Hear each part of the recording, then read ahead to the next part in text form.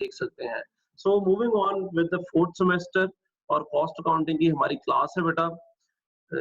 और हमारी जो क्लास है वो इसलिए भी ज़रूरी थी क्योंकि हम एंट्रीज़ कर रहे थे और एंट्रीज़ जितनी जल्दी की जाए उतना अच्छा है, क्योंकि वो फिर भूल जाती हैं और भूलने का मतलब है वो दोबारा से सारी करवानी पड़ेंगी मुझे आपको, और इनमें एक तसलसल भी है, तो इसीलिए बेहतर है कि हम ज़्यादा टाइम पास किए बगैर इनको जल्दी से कर लें।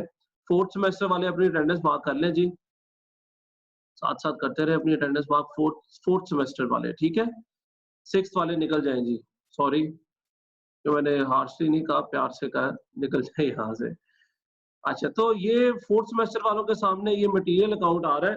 लास्ट टाइम बेटा आपने 6 एंट्रीज़ पढ़ी थी मटेरियल की, फ्लो कॉस्ट में मटेरियल की, और उसमें भी फिर आपने ये अकाउंट बनाना सीखा था कि how to make a material account, ठीक है? तो आपने अब सीख लिया कि कैसे हम रिकॉर्ड करते हैं या कॉस्ट ऑफ मटेरियल को फ्लो करवाते हैं विद इन द अकाउंट्स, या कैसे रिकॉर्ड किया जाता है कॉस्ट ऑफ मटेरियल को। अब बढ़ते हैं आगे दूसरे एलिमेंट की तरफ, और आपको याद होगा मैंने 3 एलिमेंट्स का ज़िक्र किया था। ये देखें जी, मटेरियल, लेबर एंड एफओएच। तो मटेरियल को तो आपने रिकॉर्ड करना सीख लिया। आज हम देखेंगे लेबर को कैसे रिकॉर्ड करते हैं। तो लेबर को रिकॉर्ड करने के लिए हमारे पास जो यूज़ की जाती हैं वो 5 डबल एंट्रीज़ हैं। वी यूज़ 5 डबल एंट्रीज़ जो कि आपको बार-बार करके याद भी हो जाएँगी, रट भी जाएँगी, और ये सब कोई रटी हुई है तकरीबन सारी अकाउंटेंट्स को। ये 5 डबल एंट्रीज़ हम यूज़ करते हैं लेबर को रिकॉर्ड करने के लिए, ठीक है?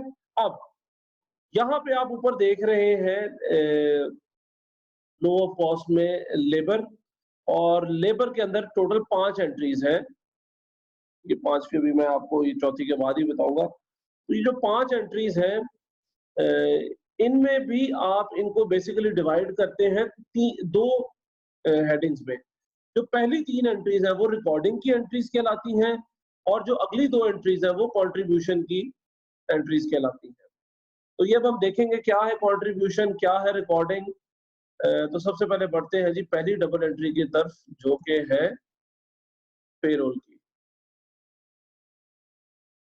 चलें जी, लेबर की एंट्री, पहली entry, how to record labour. एक एग्जांपल बना के आपको बता रहा हूं। फॉर एग्जांपल, आपकी कंपनी में टोटल तनख्वाहें आपने जो दी हैं सबकी मिला के भी देखते हैं उनमें कौन कौन शामिल है। वो है जी 1 लाख रुपए, वो है 1 लाख रुपए।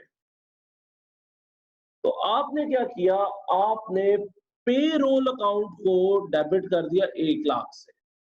अब यहाँ पे पहली नई चीज आपके लिए जो आई है वो है पेरोल अकाउंट। पेरोल का क्या मतलब है बेटा? पेरोल सैलरीज के एक्सपेंस के लिए एक नाम यूज किया जाता है, अकाउंटिंग में ही नहीं दुनिया भर में।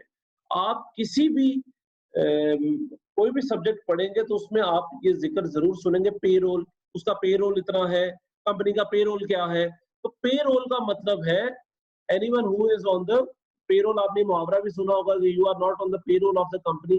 तो पेरोल एक एक्सेप्टेड और ऑफिशियल एक्सपेंस है कंपनी का, सैलरीज का, उसको हम कहते हैं पेरोल। तो अगर आप आगे पेरोल सुनेंगे तो ये हम लेबर के तौर पे मुतबादिल भी यूज कर सकते हैं इस चैप्टर में। तो आप पेरोल का ही नाम यूज करेंगे हम और वही सुनेंगे। तो पेरोल का मतलब है तमाम की तमाम सैलरीज का मजमुआ और उनका इज्तिमाई एक्सपेंस, उसको हम पेरोल कहते हैं। इसी तरह पेरोल का एक अकाउंट बनता है, यानी तमाम सैलरीज के एक्सपेंस का एक अकाउंट बनता है। तो आपने क्या किया, आपने तमाम सैलरीज को प्लस किया, तो वो तमाम सैलरीज प्लस करने के बाद बनी 1 लाख। तो आपने डेबिट कर दिया 1 लाख। अब यहाँ पे 2 सवाल। नंबर 1 कि आपने डेबिट क्यों किया, और दूसरा ये कि सारी सैलरीज मिलाने का क्या मतलब है। तो नंबर 1 डेबिट हमने इसलिए किया क्योंकि बेटा आपने पढ़ा हुआ है, ये अकाउंटिंग में बारहा पढ़ा हुआ है कि एक्सपेंस को हम डेबिट करते हैं, याद है आपको? तो हम एक्सपेंस को डेबिट करेंगे, इसीलिए हमने पेरोल अकाउंट को 1 लाख से डेबिट किया। दूसरा सवाल कि सर आपका क्या मतलब है जब आप बात करें कि सारी सैलरीज को हमने ऐड किया? तो बेटा ये बात याद रखें कि सुन ले जी गौर से, 4 सैलरीज होती हैं, 4 किस्म की सैलरीज होती हैं। हाँ जी, वही बताने लगा हूँ बेटा रुमैसा, वही बता रहा हूँ। हाँ जी, 7 ऑफिशियल एक्सपेंस ऑफ सैलरीज, बिल्कुल उसी को पेरोल कहते हैं। और 4 किस्म की सैलरीज होती हैं जी कंपनी की। Number 1 is direct labour, direct labour. और डायरेक्ट लेबर वो एक्सपेंस होता है या वो अमाउंट है लेबर की जो उन लोगों को दी जा रही है जो यूनिट बना रहे हैं, जो प्रोडक्ट को डायरेक्टली बना रहे हैं, and there cost can be determined till one product. In easy words, वो लेबर, वो मजदूर जो फैक्ट्री में काम कर रहा है एक यूनिट बनाने के लिए, और आपको पता है कि एक यूनिट बनाने का हम उसको कितना पैसा दे रहे हैं, आप इजीली डिटरमिन कर सकते हैं कि एक यूनिट का कितना पैसा दे रहे हैं, तो इसीलिए वो डायरेक्ट कॉस्ट है। और लेबर का मतलब होता है वो कॉस्ट जो कि फैक्ट्री में मजदूर को दे रहे हैं आप, ठीक है? याद रखिएगा सबसे पहला एक्सपेंस है वो जो आप मजदूर को दे रहे हैं, जो अपने हाथ से या मशीन से जिस तरह भी उस फैक्ट्री के अंदर काम कर रहा है। तो number 1 is direct labour. Number 2 indirect labour. Indirect labour भी फैक्ट्री की ही लेबर है, ये बात याद रखिएगा। इनडायरेक्ट लेबर ये नहीं कि फैक्ट्री से बाहर की लेबर है, लेकिन ये फैक्ट्री की वो लेबर है जिसका आप तयन नहीं कर सकते कि एक यूनिट पे कितना खर्चा लग रहा है। और दूसरी बात ये प्रोडक्शन में इन्वॉल्व नहीं है, ये डायरेक्टली प्रोडक्शन में इन्वॉल्व नहीं है, बल्कि उसको सुपरवाइज कर रहे हैं। मिसाल के तौर पे सुपरवाइजर सैलरी की हमने बात की थी जब मैं आपको पहला चैप्टर पढ़ा रहा था डायरेक्ट इनडायरेक्ट एक्सपेंस का, तो उसमें हमने बात की थी डायरेक्ट इनडायरेक्ट लेबर की एक मिसाल है वो सुपरवाइजर, जो मजदूरों को देख रहा है कि ये सही बना रहे हैं या नहीं। अब आप नहीं कह सकते कि एक यूनिट को उसने कितना देखा, हो सकता है एक को कम देखा हो, दूसरे को ज्यादा देख लिया हो, ज्यादा रुपए का देख लिया, तो आप नहीं बता सकते। तो गो के ये सुपरवाइजर फैक्ट्री के अंदर ही मौजूद है, लेकिन ये इनडायरेक्ट लेबर है। इसी तरह आपकी फैक्ट्री का चौकीदार, अब चौकीदार चौकीदारी कर रहा है, आपको नहीं पता कि एक यूनिट की कितनी चौकीदारी कर रहा है, तो ये फैक्ट्री का गो के एक्सपेंस है, लेकिन इनडायरेक्ट है, ठीक है? तो फैक्ट्री के दो एक्सपेंस हैं जी, यानी प्रोडक्शन से रिलेटेड। जब मैं फैक्ट्री की बात करता हूँ मेरा मतलब है प्रोडक्शन।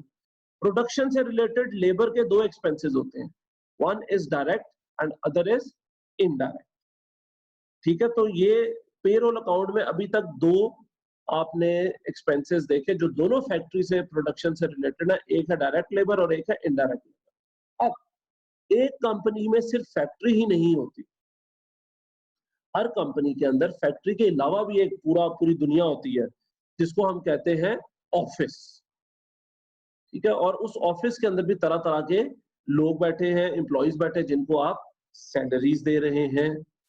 तो जो नेक्स्ट टू टाइप्स हैं पेरोल अकाउंट की वो ऑफिस से रिलेटेड है।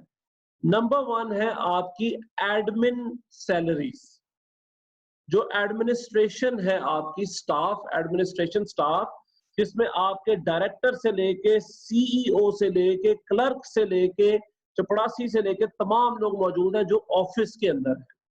सो ऑफिस से रिलेटेड तमाम सैलरीज एडमिन एक्सपेंसेस कहलाती हैं, या एडमिन या ऑफिस सैलरीज कहलाती हैं। 3 हो गई जी। चौथी चौथी है हमारे पास सेल्स सैलरीज। ये ऑफिस से हटके हैं, क्योंकि सेल्स जो हो रही हैं वो ऑफिस से हटके हो रही हैं, और सेल्स पे अक्सर आप सेल्समैन को कमीशन भी देते हैं, उसकी कैलकुलेशन अलग होती है। तो हम क्या करते हैं, हम सेल्स वालों को, स्पेशली बात करो सेल्स वालों को, मार्केटिंग वालों को नहीं। यहाँ पे आपको एक चीज क्लियर होनी चाहिए, मार्केटिंग में आपने पढ़ी होगी जरूर कि sales is not the only marketing, ठीक है? मार्केटिंग अंदर और भी बहुत कुछ होता है, सिर्फ सेल्स नहीं होती या एडवर्टाइजिंग नहीं होती, और भी बहुत कुछ होता है। तो खैर हम बात करें सेल्स की, सिर्फ और सिर्फ सेल्स के जो एम्प्लॉइज हैं, सेल्समैन जो होंगे आपके, उनसे रिलेटेड सैलरीज को आप अलहदा से रिकॉर्ड करते हैं। ठीक है, उसकी मंतक क्या है कि इनकी कैलकुलेशन अलहदा है, इन पे आपको कमीशन भी देनी होती है एटसेट्रा। इनकम स्टेटमेंट पे भी आप देखें तो सेलिंग एक्सपेंसेस अलहदा से लिखे होते हैं, इसी तरह एडमिन एक्सपेंसेस भी अलहदा से लिखे होते हैं। डायरेक्ट लेबर और इनडायरेक्ट लेबर तो वैसे ही सीजीएस के अंदर ऐड हो जाता है, कॉस्ट ऑफ गुड्स सोल्ड, या परचेजेस के नाम से आपने पढ़ा होगा, परचेजेस के नाम से ऐड हो जाता है, तो वो तो है ही है। तो ये सारे इनकम स्टेटमेंट में 4 डिफरेंट किस्म के पेरोल एक्सपेंसेस हैं। इनको जब हम कॉस्ट अकाउंटिंग के पॉइंट ऑफ व्यू से इकट्ठा कर रहे हैं तो हम पेरोल अकाउंट कहते हैं। तो पेरोल अकाउंट में 4 एक्सपेंसेस है बेटा, लेबर के रिलेटेड 4 एक्सपेंसेस है। Direct labour, indirect labour, admin salaries जिनको ऑफिस सैलरीज भी कहते हैं, और सेल्स सैलरीज। तो ये 4 मिला के आपके पास 1 लाख की अमाउंट बनी। ओके, आगे अगली एंट्री आप देखेंगे, ये देखें जरा, ये मैंने इसको अलग भी किया हुआ है, लेकिन ये अभी फिलहाल हमने नहीं करनी, बाद में इसको देखते हैं। तो ये चारों को आपने कलेक्ट किया, आपको पता चला कि टोटल है 1 लाख।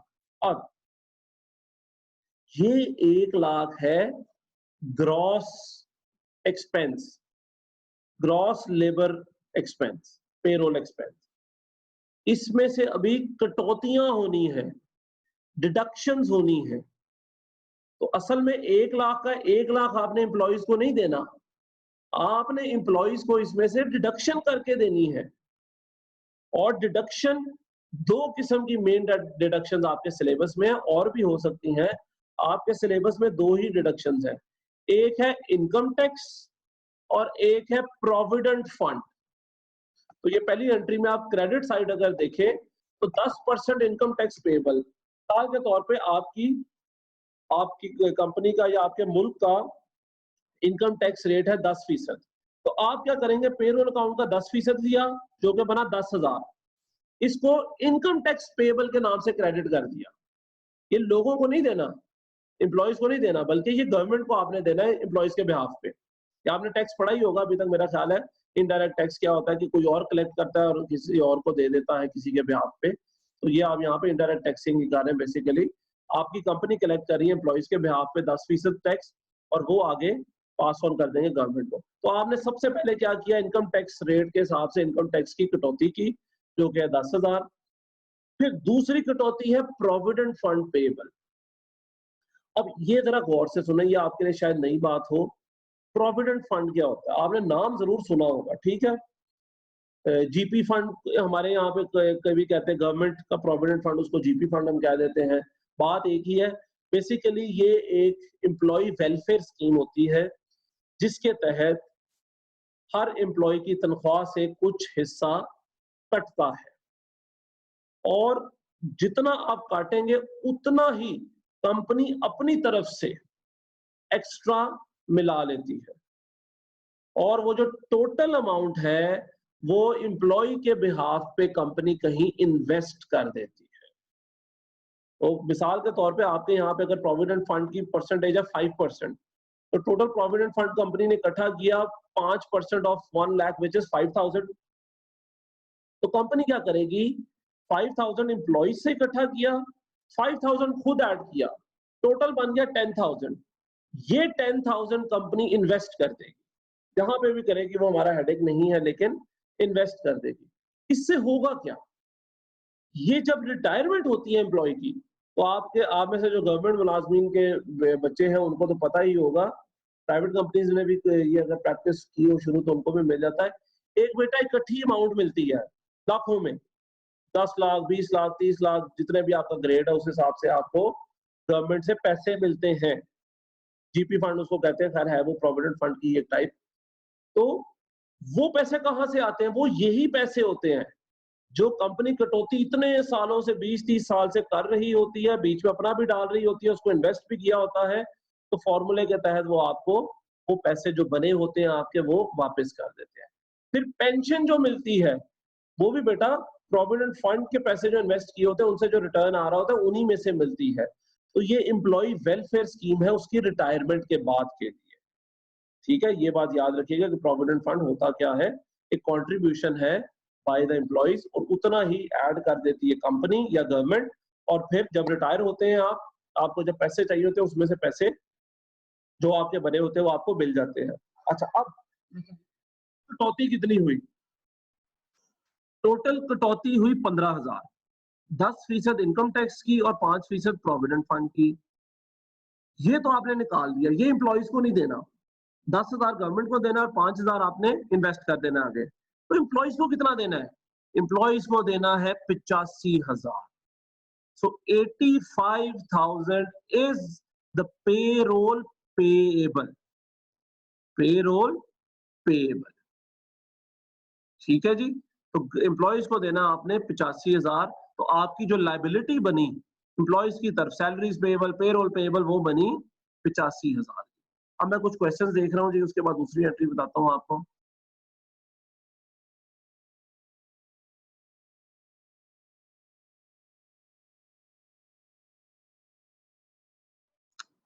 जी, सिक्योरिटी गार्ड मैनेजर, बिल्कुल जी। कामरान, तुम्हें अपनी पोस्ट की फिक्र पड़ गई। हाँ। अरसलान का सवाल है, ये सिर्फ गवर्नमेंट देती है? नहीं बेटा, ये प्राइवेट कंपनीज भी देती हैं। पाकिस्तान में कम देती हैं, लेकिन कुछ कंपनीज देती हैं। मुझे नाम नहीं पता, मेरा ख्याल है शायद आपको पता होगा, मास्टर वाले शायद देते हैं। ठीक है, पूछना जरा चाचू से कि मास्टर वाले देते हैं या नहीं देते। जी, रिटायरमेंट में मिलती है। एक तो कामरान का सवाल है, एक तो रिटायरमेंट के वक़्त और हेल्थ के लिए भी गवर्नमेंट देती है। जी बेटा, बेसिकली गवर्नमेंट और भी बहुत सी कटौतियाँ कर रही होती है, उसमें से एक हेल्थ अलाउंस भी अगर वो कर रही है, या कुछ अलाउंसेस भी होते हैं। ठीक है, ये आप जब एचआर मैनेजमेंट पढ़ोगे ना, उसमें पूरा चैप्टर है कंपनसेशन का, उसमें ये आपको बताया जाएगा कि एचआरएम की टाइप्स, वो कंपनसेशन की टाइप्स क्या है, सैलरी के अंदर क्या-क्या चीज़ें शामिल होती हैं। तो ये कुछ टर्म्स हैं जो तब आपको बताई जाएँगी। अच्छा जी, और इसके अलावा रुमैसा का सवाल है, चलें जी। अरसलान ने कहा कि मास्टर में मिलती है, बिल्कुल। हसाम ने कहा सुपर एशिया में मिलती है, बहुत अच्छी बात है। मिलती है जी, बिल्कुल। ये गुजरांवाला की कंपनी वैसे देती है, मैंने हिसाब लगाया। लाहौर वाली ज़रा लालची है, वो नहीं देती। वो भी देती होंगी, मज़ाक कर रहा हूँ, देती हैं, कई कंपनीज़ देती हैं अब तो। रुमैसा का सवाल है, गोल्डन शेक हैंड क्या होता है? अच्छा, ये ना वैसे है तो एचआरएम का सवाल, लेकिन मैं बता देता हूँ, मैं इसको स्किप तो नहीं करूँगा, आपने कहना वरना सर ने हड्डी मार दी जी सवाल में। तो गोल्डन शेक हैंड बेटा एक ऐसा एग्रीमेंट होता है between the employ and the employer, company है, गवर्नमेंट है, जो भी है, जिसमें आप कुछ पैसे लेके, लंप सम अमाउंट लेके अर्ली रिटायरमेंट ले लेते हैं। हाँ जी, एहसन चौधरी ने बिल्कुल कहा, बिफोर टाइम ऑफ रिटायरमेंट, यानी अभी आपकी एज नहीं आई, लेकिन कंपनी जबरी रिटायर, आपने ये लफ्ज़ सुना होगा, अक्सर खबरों में भी सुना होगा, जबरी रिटायर, जबरी रुखसत पे भेज दिया, जबरी रिटायरमेंट पे भेज दिया। तो कंपनी या गवर्नमेंट आपको अ, निकालना चाहती है। इन टू बी फ्रैंक, उनके पास जगह नहीं है, डाउन साइजिंग का आपने कॉन्सेप्ट सुना है, एम्प्लॉइज़ को अब निकालने की भी कुछ तमीज़ होती है। ये इंतहाई बदतमीज़ी है कि आप किसी को कहें, चलो जी निकल जाओ, कल से ना आना। तो बेहतर ये होता है, खास तौर पे गवर्नमेंट एम्प्लॉइज़ को तो आप नहीं कह सकते। ये बिल्कुल ठीक है, एहसन ने बात की प्राइवेटाइज़ेशन के टाइम पे, क्योंकि वो एम्प्लॉइज़ गवर्नमेंट होते हैं। जब कोई गवर्नमेंट इदारा प्राइवेटाइज़ होता है, तो उनको निकालना इतना आसान नहीं होता। तो आप क्या करते हैं, आप उनको ऑफ़र कराते हैं, यार हमें आपकी ज़रूरत नहीं है, अगर आप जाना चाहते हैं तो ज़रूर चले जाएँ, ये आप पैसे ले लें हमसे। तो वो उन पैसों के लालच में लोग अर्ली रिटायरमेंट ले लेते हैं। लालच कह लें या बेसिकली एक डील होती है, ठीक है? आप ले लें रिटायरमेंट, आपको पैसे मिल जाएँगे। बिल्कुल जी, पीटीसीएल ने ऐसे ही किया था। जब वो प्राइवेटाइज़ हुआ था पीटीसीएल, तो उसने गोल्डन शेक हैंड देके, तभी ये टर्म पाकिस्तान में हमें सुनने को बहुत मिली थी मीडिया के ज़रिए, क्योंकि मीडिया उससे पहले तो नहीं होता था। जब मीडिया में ये बात आई तो हमें पता चला गोल्डन शेक हैंड अच्छा एक टर्म है। तो ये अर्ली रिटायरमेंट के लिए यूज़ होती है। चलें जी, अब this was out of context, लेकिन चलें अब हम आगे बढ़ते हैं दूसरी एंट्री की तरफ। भाई दूसरी एंट्री है वाउचिंग की। इसको कहते हैं वाउचिंग, है ये रिकॉर्डिंग ही हो रही है, लेकिन उसके अंदर हम कहते हैं वाउचिंग। वाउचर क्या होता है? वाउचर की वैसे तो आपके बुक में फॉर्मेट भी बना हुआ है और इतना बड़ा डिटेल है, लेकिन हमें आपस की बात है, फिलहाल उसकी ज़रूरत नहीं है वाउचिंग की। वो आपका हर कंपनी का वाउचर डिफरेंट होता है लिखने में, दिखने में। तो जब आप कंपनियों में काम करेंगे, आपको पता चल जाएगा कि फॉर्मेट क्या है। लेकिन वाउचर क्या होता है, ये बात जान लें। जब आपने किसी को ऑफिशियल पेमेंट करनी होती है, यानी आप उसको रिकॉग्नाइज कर रहे हैं कि हाँ हमने सारी छानबीन के बाद ये ऑफिशियली एक्सेप्ट कर लिया है कि हमने इतने पैसे देने हैं आपको, तो आप उसके नाम का एक वाउचर इशू कर देते हैं। आपका डिपार्टमेंट उसके नाम का एक वाउचर इशू कर देता है और ये जाता किसके पास है? ये जाता है पेमेंट डिपार्टमेंट के पास। अगर आपको जो कि फाइनेंस डिपार्टमेंट होता है अक्सर कंपनीज में, या पेमेंट डिपार्टमेंट लहदा से भी शायद फाइनेंस में बनाया हो, तो ये वाउचर जो है ये आपका डिपार्टमेंट बनाएगा और भेज देगा पेमेंट डिपार्टमेंट को और वो फिर आगे पे करेगा। मिसाल के तौर पे पेरोल का डिपार्टमेंट कौन सा है जी? पेरोल का डिपार्टमेंट है एचआरएम का, ह्यूमन रिसोर्स मैनेजमेंट का। मिसाल के तौर पे वो एचआरएम डिपार्टमेंट वाउचर इशू करेगा, वाउचर बनाएगा और भेज देगा पेमेंट डिपार्टमेंट को कि यार ये हमने इतने पैसे पे करने हैं। तो अब आपने वो जो पेरोल पेएबल था उसको जब ऑफिशियली रिकॉग्नाइज कर लिया, तो अब वो आपका वाउचर पेएबल बन गया।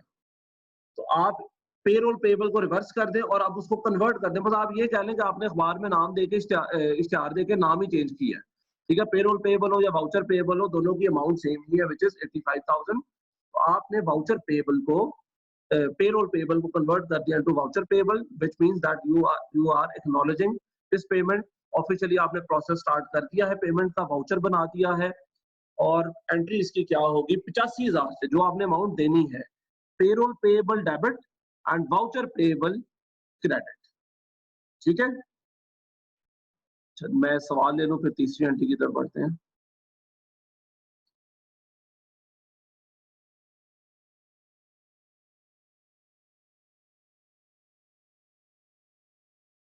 अच्छा जी, दोबारा बता दें। अच्छा 7 का सवाल है भाई, दोबारा बता देता हूँ, कोई बात नहीं।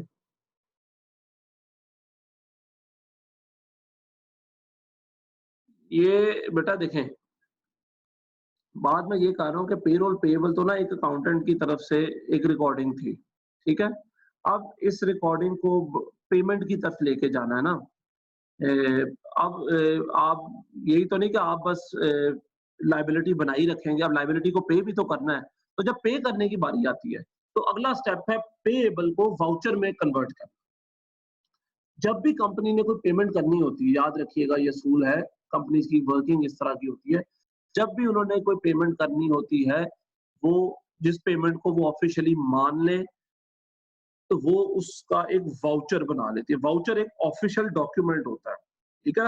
हर कंपनी का मुख्तलिफ होता है, उसके अंदर नाम, heading, payable, to, from, subject, date etcetera, ये पूरा फॉर्मेट है कि आप जब कंपनीज में जाएंगे हर कंपनी का एक फॉर्मेट होता है। वो फिल करके अमाउंट भी उसके ऊपर फिर साइन होते हैं, ऑथेंटिकेट उसको किया जाता है बाय द अथॉरिटी। जो भी मैनेजर होता है या अथॉरिटी जिसको दी जाती है कि यार आपने साइन करने हैं या आपकी मोहर के बगैर ये हम एक्नॉलेज नहीं करेंगे, तो वो बेसिकली इसको ऑफिशियली एक्नॉलेज कर रहा है। तो एक कागज का टुकड़ा है जो कि ऑफिशियली एक्नॉलेज किया जा रहा है कि हाँ हमने इतने पैसे देने हैं। तो अब आपने जो उस पेएबल को कन्वर्ट करना है वाउचर के अंदर, उसकी रसीद बनानी है पेमेंट की। तो पेएबल को कन्वर्ट कर लेंगे वाउचर पेएबल में। तो उसके लिए हमने एंट्री पास की पेरोल पेएबल डेबिट और वाउचर पेएबल क्रेडिट, यानी पेरोल पेएबल को खत्म कर दिया 85,000 से और एक नया नाम उस लायबिलिटी को दे दिया वाउचर पेएबल 85,000। ठीक है? अच्छा, तीसरी एंट्री की। अब हाँ जी, ये बिल्कुल जी, अफीफा ने बिल्कुल ठीक एग्जांपल दी। जैसे आपको फी का वाउचर मिलता है, ठीक है? वो वाउचर मिलता है और फिर बैंक वाले उसको साइन भी करते हैं और फिर आप वो एक कॉपी जमा भी करवाते हैं। तो ये बिल्कुल बेटा ऐसा ही ये कॉन्सेप्ट होता है। वाउचर फी चालान जो होता है ऑफिशियल एक डॉक्यूमेंट होता है। अच्छा अब देखें, चलिए ये अच्छा एग्जांपल दिया फीफा ने, यहाँ से मैं आपको समझाता हूँ। देखिए फीफा ने एग्जांपल दिया फीस का। अब आपको पता है कि आपकी फीस है, मिसाल के तौर पे मॉर्निंग वालों की मेरा ख्याल है कोई अराउंड 20,000 है, ठीक है? मिसाल के तौर पे आपको पता है कि आपकी फीस है 20,000। आपने एंट्री पास की होगी, फी पेएबल को क्रेडिट किया होगा 20,000 से, ठीक है? अब आपको वो ऑफिशियल चालान फॉर्म मिल गया पे करने का, तो आप फी पेएबल को डेबिट कर देंगे और फी चालान पेएबल को क्रेडिट कर देंगे। बस ये आपने इसका नाम ही बदला, अमाउंट उतनी ही रहेगी, क्योंकि हम इसका ये बता क्या रहा है बेसिकली, ये एंट्री करने का मकसद क्या, अगर इससे कोई चेंज नहीं होता, ये एंट्री करने का मकसद ये है कि पता चले कि ये फेज चेंज हो गया है, यानी हम एक फेज से दूसरे फेज में जा चुके हैं पेरोल। ठीक है, पहले पेबल था, अब हमने वाउचर इसका इशू कर दिया है, समझ गए? तो ये बेसिकली एक एंट्री हमें बता रही है कि हम अगले फेज में जा चुके हैं। अच्छा, ये कामरान कह रहा है सर ये जो 15,000 बचा है उसकी एंट्री किधर गई? ओए अल्लाह के बंदे, 15,000 के ऊपर उन्होंने बता तो दिया, इनकम टैक्स पेएबल और प्रोविडेंट फंड पेएबल, उधर चला गया ये उनके अलग अकाउंट बन रहे होते हैं, वो उधर हम ले जाएंगे। ठीक है, ये ऊपर बता तो दिया, अब हमने 85,000 को लेके चलना है आगे। आगे फिर एक जगह पे लाख आएगा वो भी बताऊंगा, बट फिलहाल 85,000 को ही पे करना है।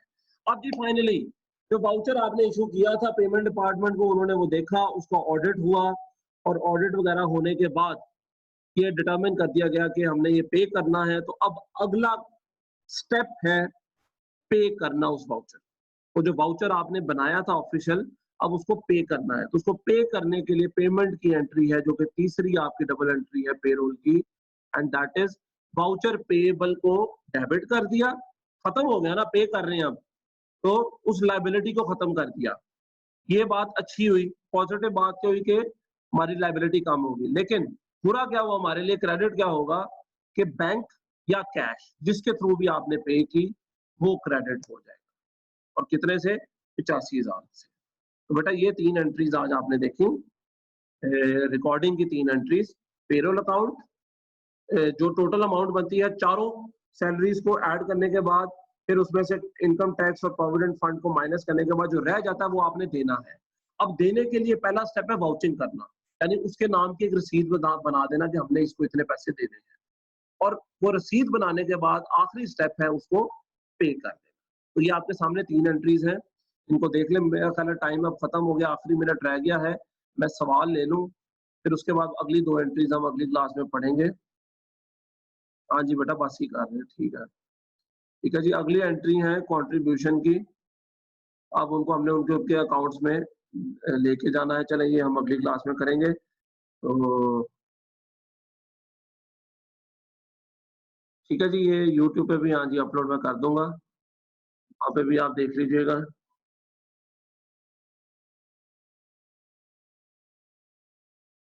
चलें जी, जी यार आपने यार अटेंडेंस देख लें, मैं फिर बंद करने लगा हूँ, और अब हमारी मुलाकात होगी इंशाल्लाह ट्यूसडे को। ठीक है, ट्यूसडे को हम मिलेंगे कितने बजे?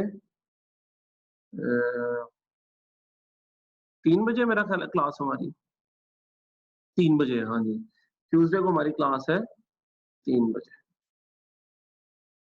यार ये वेकेशन वगैरह का सारे अभी फेक नोटिफिकेशन हैं, ये बाद में पता चलेगा। अगले वीक इंशाल्लाह एक मीटिंग होगी, उसमें पता चलेगा। किसी भी नोटिफिकेशन के ऊपर यकीन ना करें अभी फिलहाल, जब तक कि आपके टीचर ना आपको बताएं। ठीक है, टीचर जब न्यूज आएगी हम खुद ही बता देंगे, आपको पूछने की जरूरत नहीं सर ये सही है क्या, ये सच